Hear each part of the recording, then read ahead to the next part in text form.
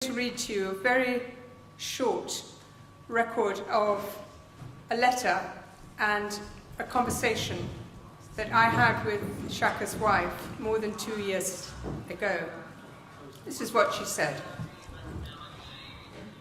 Once, a long time ago, my husband wrote this letter to me from Guantanamo, and this is what it said.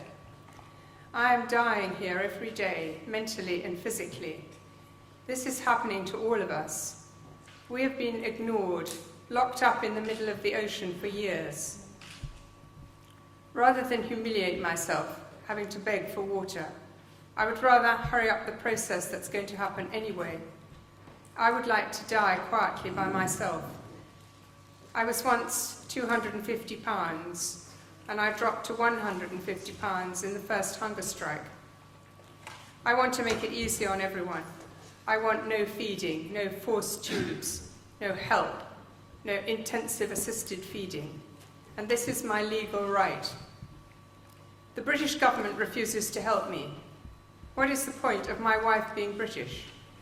I thought Britain stood for justice, but they abandon us, people who have lived in Britain for years and who have British wives and children. I hold the British government responsible for my death, as I do the Americans. Shaka's wife went on to say, my own husband wrote this. Why don't they help him? Why have the others come back and not him? Can you tell me? Why can no one tell me? I can't believe my own husband wrote that letter about wanting to die. He's not like that.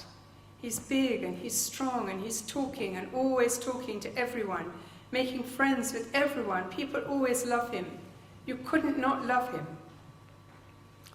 You know, I prayed when I went on the Hajj to let me marry a man in white robes and a scarf like those I saw.